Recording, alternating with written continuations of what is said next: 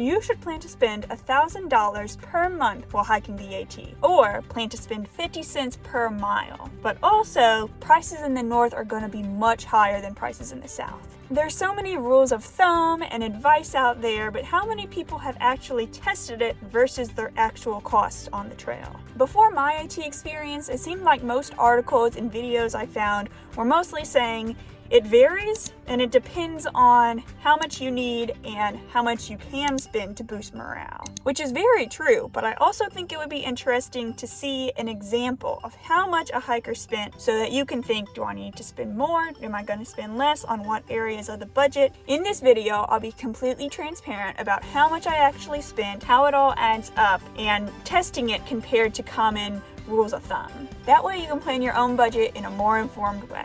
Or maybe you're just a little nosy about what I spent. Let's go. Now, if you're wondering how I kept track of all this, I made a Google Sheet, which is kind of like a Microsoft Excel spreadsheet, but online and a little different. But anyway, it was a chart that I would fill in a lot of different columns, and one of them was how much money I was spending and on what. Sometimes throughout the hike I couldn't connect to it for some reason or another, so I wrote it down elsewhere and then put it back. And then yesterday, actually, I went through all of my bank statements and matched up. Okay, I said I spent $12 at Wendy's. Oh, here's $12.11 that I spent at Wendy's on the bank documentation. It's also hard to keep track of cash and Venmo. Plus, like, sometimes I would pay for someone and they would pay for me another time, but this is my estimate of exactly what I spent. I'll go through everything on that spreadsheet with you, but if you're like, that's too nitty-gritty, I kind of just want to get to the meat, I'll put chapters so that you can skip this part. But if you have questions later about how did you spend so much more 12 days in Maine than 7 days in Georgia, this is where you're gonna come to answer all those questions. I can explain everything. I'll let you read a lot of it for yourself. If you want, you can always pause, but I'll just give some commentary to help explain. Sundays and Saturdays are in yellow, Wednesdays are in light blue, if that helps you look at this. Also, I broke this up month by month. So I started out, got pizza at, what's it called, Neil's Gap. I actually got to stay at Around the Bend for free because someone that had gotten off trail already booked a room, so I just kind of lucked out with that. And that is our total for March, which was just a week in Georgia, not the whole month. That was only $17. And it was weird, but I already had reservations at the Hiawassee Budget Inn, so I moved to take a 0 day because that was just an overnight. But anyway, that's how much I spent there. Then went into the NOC. You can see I bought a lot of things right in a row. It seemed like the beginning of the trail, there were so many towns, like so close. Also, I made beer its own line just because it's beer, beautiful places. And I wanted to see, okay, how much did I actually spend on beer itself, you know? We're going along, going all the way to Uncle Johnny's, going all the way to station at 19E and that kind of stuff. And then that is our total for April.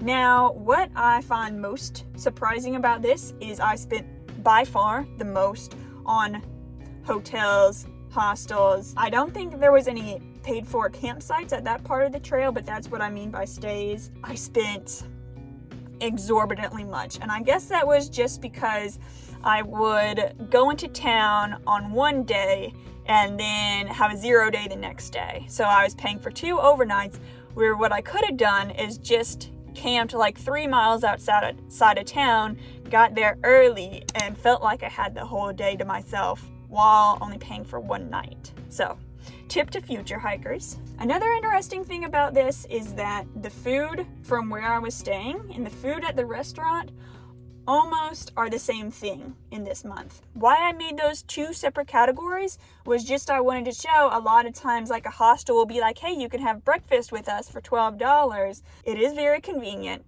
It's usually very, very filling because they're catering to hikers, but it's very easy to spend money on that. So if you're trying to budget, that's something in mind. Now, food from a store is one category too, because when I would go grocery shopping, I would get some food to take out with me on the trail, some food to eat at the hostel. I think at some point I started trying to do 2 separate transactions to help me keep track but it was just too much trouble, and so I lumped it all into one category. Plus, there were just some things where if I didn't finish something in town, I would take it on trail, so it's a gray area, so I just kind of lumped it all in one. Food from a grocery, food from where I was staying, and food at a restaurant or a roadside stand or a convenience store. So that's all that.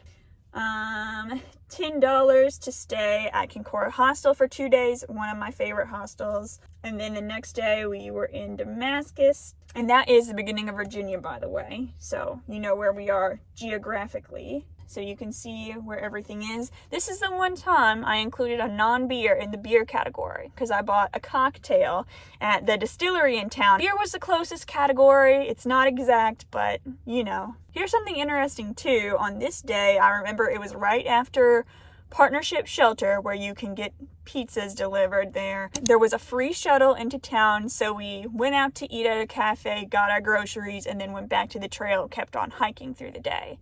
That saves money because you aren't staying somewhere, but then, as you can see on the spreadsheet, a few days later, we stayed at the Quarterway Inn. So, you do kind of need that rest, or at least I did.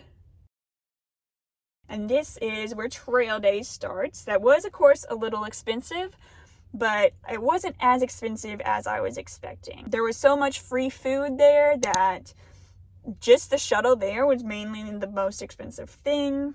Resupplied before that and got back to trail. I got a ride back to trail for free. Someone that hiked the AT in the past, alumni, gave us a ride back to Woods Hole, so that was awesome. So when I say allergy meds, this category up here is consumable, not food, gear-related needs, like bug spray, allergy meds, sunscreen, canisters of fuel. I put that separate from gear that will last. I didn't really buy any backpacking gear on trail. Everything I had held up pretty well, but I bought like a change of clothes in the summer, a bug net, like little things like that. Then stayed at Beach Hill. This is the first time I think I paid, no, not really according to this, but I paid separately for laundry. A lot of times the laundry is included, sometimes it's not. Sometimes you gotta go to a laundromat. And that brings us to the end of the month, the end of May. And you can see that total was significantly less than April because I wasn't staying at as many places. I only spent $70 for that whole month, which is incredible to me. On stays, of course, I still bought food and that really didn't shrink, but still, I definitely saved a lot of money that month.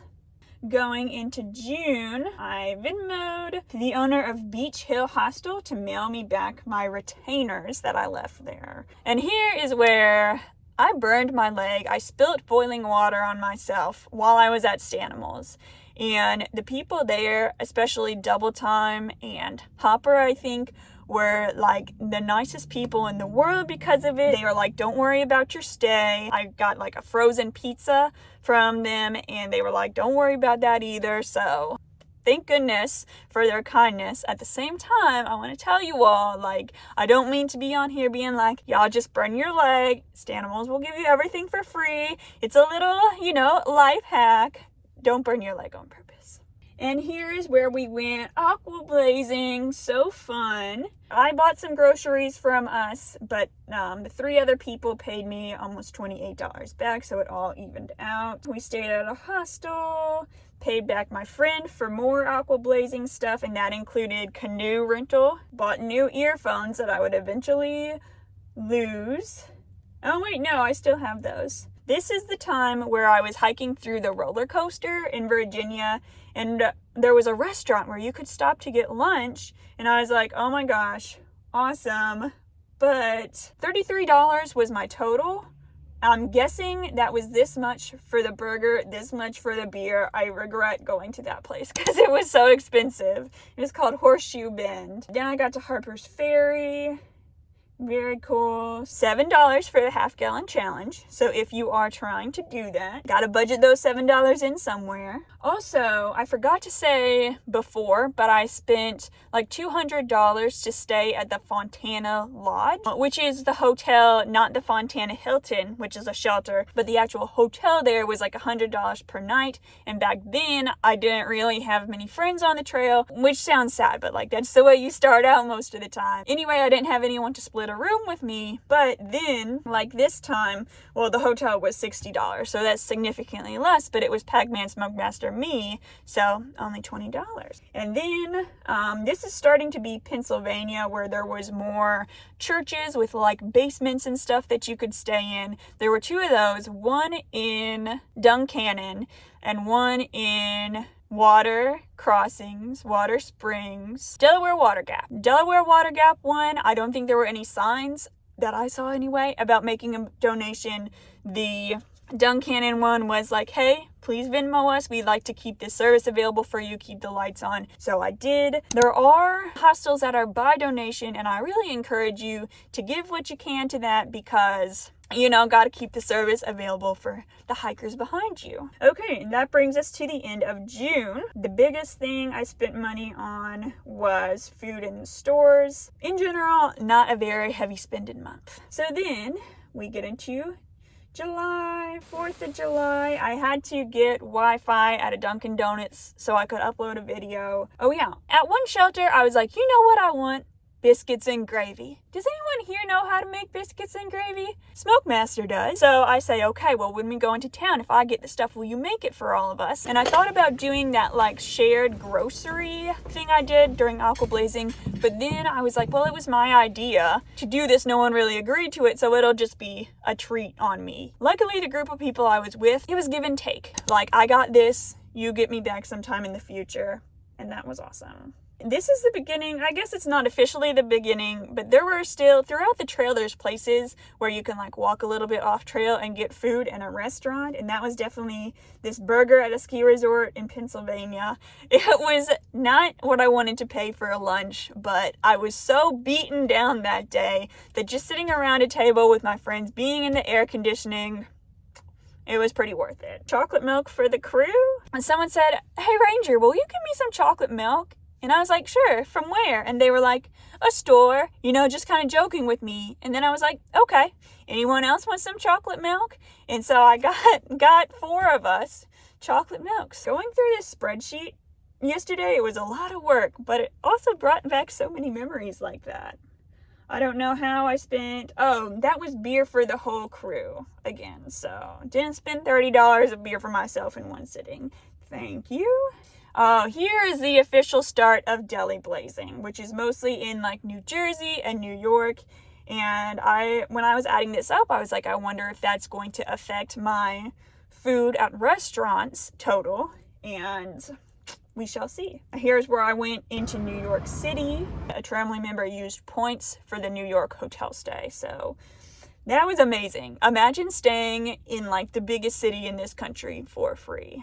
I should have had a bug net that I already owned mailed to me, but you have to get what you have to get, so that costed $16. I do want to make a note that there were times, like this time near Kent, Connecticut, where I had to take time to get off trail, stay somewhere with Wi-Fi to upload videos. For most other hikers, you're probably going to spend less on hotels rather than me. Also, before I started the trail, I was like, okay, people say you need to take 0 days, you need to rest. And so I was like, oh, okay, I guess like 1 0 day a week. Does that sound normal? From the response I've gotten back on the internet, maybe that's a bit much, but also at the same time, people I was hiking with, it was mostly once a week, maybe once every 2 weeks. And that's just my experience, just an example for you. That brings us to the end of July. Spent slightly more that month.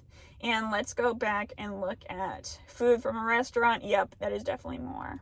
Man, that's even more than food I got at groceries. Jeez. But I mean, I don't know. It's not like food from restaurants was like super, super much more. It affected it a little bit, yes, but not totally. Okay, moving on. So that was northern Pennsylvania, New Jersey, and New York.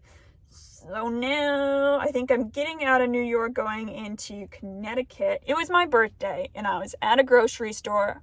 I was experiencing some hiker hunger and I kind of went hog wild with buying stuff. But I enjoyed it so much. Did some deli blazing, mailed some gear home. Oh, there was this one time where me and Smoke, mostly Smoke, tried to help a van get stuck out of a washed out parking lot after some rain. That van belonged to someone that worked at a hostel. So luckily we got to stay at that hostel for free, and that's just karma. This was, I called it my lucky streak week, because then the next night we got to stay at a place called the Blue Barn, which is a trail angel lets you camp in her yard, or there are some mattresses in her garage that you can sleep on. It's a nice garage. Now, this hotel had laundry and a grocery shuttle included. So this is another time where it's hard to be exact in your categories because there wasn't a separate price for that stuff. It was just all in one heap. So I put that all under stays. Oh, and this is where we enter the whites. So you pay $10 the first time you stay at a campsite or a shelter, $5 the next time. You get this orange card. You also get discounts on soup and things like that. The whites, you do have to expect to be more expensive. I did spend a lot on stays for that time, and I did spend a lot on groceries. Dollar General was a big resupply spot. The Asian buffet, oh, that was so good. Paying $40 to stay at Pine Ellis Hostel.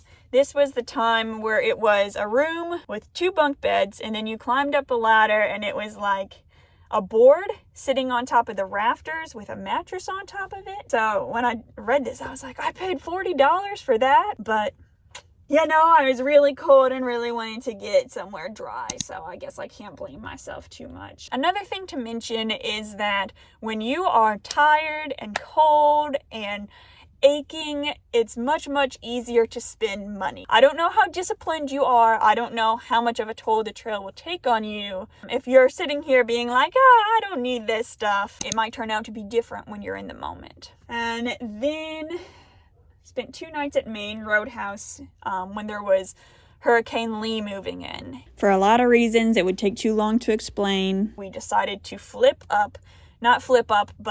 skip ahead, go to Caratunk. That ride was actually free. One of our friends knew we were trying to come up. They saw on a poster that a local church was offering rides around. We got that ride for free. It was a long way. So we were very lucky that there is just trail angels out there that want to help hikers. I offered to pay for gas. I offered, to buy them lunch, but it's really helpful to be connected to people on trail because people are looking out for you, and just 2 heads are better than 1, and you never know what is out there that someone's offering.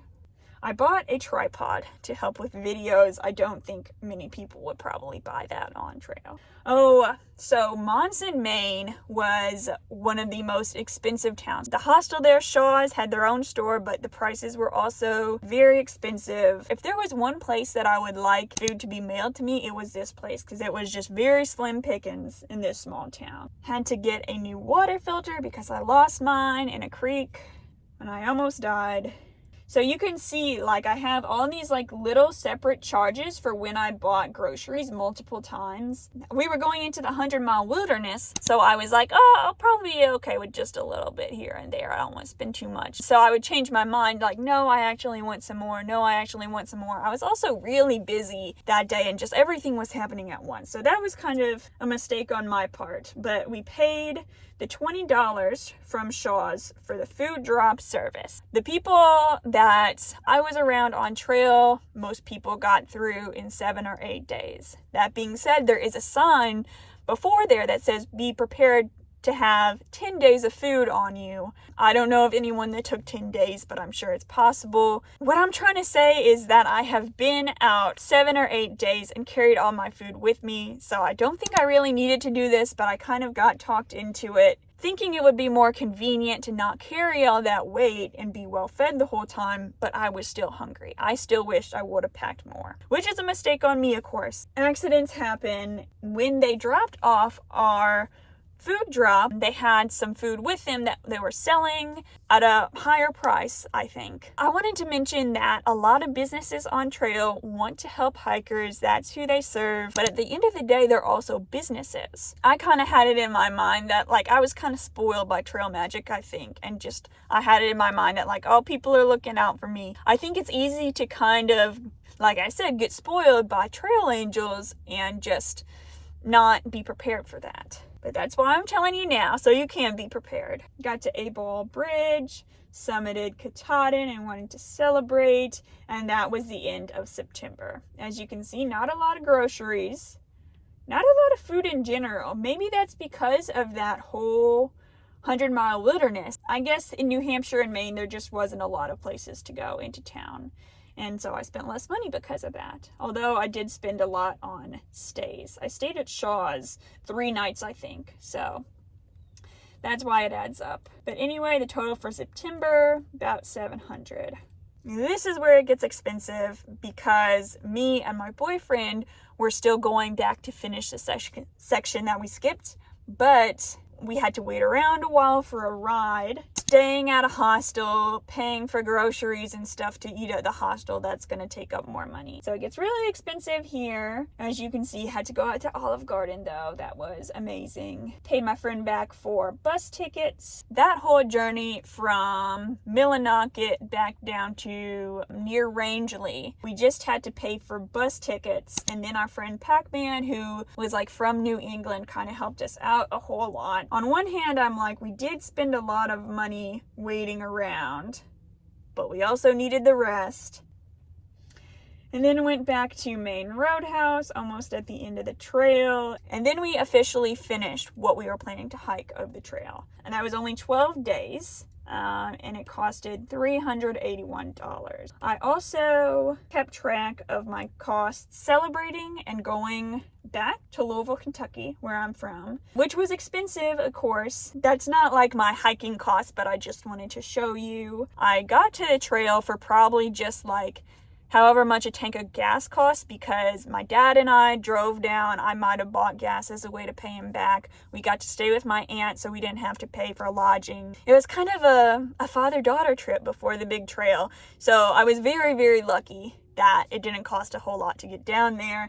But as you can see, getting away was pretty expensive. You might have noticed that I didn't buy a lot of fuel. That's because I would just look in hiker boxes for fuel cans that had a little bit in them, take them out on trail, and if I ran out of fuel, I would just cold soak. That was my plan, although honestly, if I was like, oh man, my fuel canister ran out, people would be like, oh, I'll heat some water up for you or something like that. Again, very lucky to have people that could help me out. If you're noticing, I never bought new shoes. That was because I actually only ended up wearing 2 pairs. The second pair were a Christmas gift from my parents. They also mailed things to me as a gift. They didn't be like, okay, we sent you this package, you need to Venmo us. I am very lucky to have that support in my life. Once I had the total for everything, I copied and pasted each total in each category down at the bottom of the spreadsheet to see more easily how those compared. How much I spent in grocery stores, food for while I was staying at hostels, and resupplies. I misspoke when I was filming this, but when it comes to food from places I was staying, I spent about $200. Food at restaurants, $800. I spent about $1,000 eating out and a little over that on food in grocery stores. My total for beer, oh gosh, what do you all think it's gonna be? Significantly, oh my gosh, it's more than I spent at food where I was staying. Whoops, but you know, I think it's good for morale. I think it was worth it. Although, if you were trying to save money, that would probably be the number one place to try to hold yourself back. Staying places. Now remember, I did have to stay a lot to use Wi-Fi to upload videos. Of course, this isn't going to be everybody's experience. I did save a lot on it though, because I usually had friends that would go in with me for something. How much I spent on gear, as in my new water filter, earphones, a tank top and different shorts when it was summer. consumable items, sunscreen, bug spray, fuel, transportation, meaning shuttles. If I was getting off trail, like going to trail days, going to New York City, doing Maine out of order, that was only about $100. Mailing stuff, and then ATM fees, only about $14. Not too expensive. Notice that it was mostly in New Hampshire and Maine where I needed an ATM. And then we have laundry when it was not included at where I was staying, like going to a laundromat, or if you had to pay extra, that was only $12. And miscellaneous, like my tripod, my dress at trail days, Smokies, permit fee. Not too much in the end. And now to reveal how much I spent in each month. It was all $17. No, I'm sorry. I don't know what's going on there. Okay, fix the technical difficulties. I was hoping to reveal this one at a time, but okay, there you go. I only hiked in March for about a week, spent $17. My most expensive month was April because it was very cold and because there were so many options to sleep inside. I kind of tended to do that a lot. Then May, Southern Virginia and all that. My lowest costing complete month was June, going back up a little bit for July, and then once we get into New England, the prices do get a little higher, but I wouldn't say significantly higher. And then my expensive doing Maine out of order. So that is my total, $4,699 and 6 something cents. Let's see how much exactly. Yeah, 65 cents. So that's very interesting. I could have just budgeted $5,000 for this whole trip. That being said, remember I wasn't replacing shoes as much as I should have. I probably wasn't getting as good quality of food. For example, I would get like the crackers that come in packets instead of like protein bars, and that's something next time I hike again, I want to spend more money, because there were some things I think I was being kind of stingy on that could have really benefited me. I would also try to get into town in the morning, so you're only spending one night. I don't see myself doing the same type of churning out videos every week on future hikes, so probably going to spend less money because of that next time too. Okay, so now that we know that, we can get into sort of the myth-busting portion of this video. The $1,000 per month, some people say up to $1,200, $1,400, or even $1,500. My most expensive month was $1,070. So personally, for me, that rule doesn't apply. That being said, you always want to have a little more than you think you'll spend, just in case. And what about north versus south? Like I said, it's that extra $700 instead of $600, but I don't think that's very significant. But what about planning a certain amount per mile, huh? People that hike really, really fast should plan to spend more on food and boosting their morale because they're going so fast. Let's see if that worked out for me. Here's my total for the miles I hiked in each month, and this is kind of a sneak preview of a video I'm making later. Another part of this spreadsheet was keeping track of my miles. I'll go through my mileage and how I would plan if I was doing it all over again. And I'm sure you'll probably notice it doesn't exactly add up to the total mileage of the AT. I was not a purist. I never went in trying to hike every single mile. I was mostly in it just for the experience, not holding myself to very specific things. So back to what I was saying, does mileage have an effect on money spent? I divided up the cost per mile, and that's what I got. That's several decimal places in, not really an exact dollar amount, but 50 cents. I'm thinking that I'm remembering that wrong. That would be an extremely small amount of money to spend. I think I was definitely remembering wrong. I'm going to exclude October and March because they both weren't full months of hiking, so it's kind of skewed. My most expensive month in terms of money spent per miles walked, that would have been September, because I was having a really hard time in the whites, really hard time in southern Maine, in northern Maine, honestly. So that kind of makes sense that I was moving slow, but still spending at the same rate. Then my least expensive month in those terms was June. I was hiking a lot of miles and I wasn't spending a lot. Not necessarily meaning to, that's just how it turned out. So thank you for letting me share that spreadsheet with you. I met people from the trail on all walks of life, and if anyone out there is wondering what is the least possible amount that someone could do the AT for, I don't know. Maybe if I had just not stayed in town, always camped somewhere, I would have saved $1,000. If I wouldn't have gone out to eat, I would have saved money too. So I'm gonna guess $4,000, maybe $3,000 if you're really pushing it. But that being said, you really don't want to put that much strain on your body. You only get one flush vehicle to maneuver around the world in.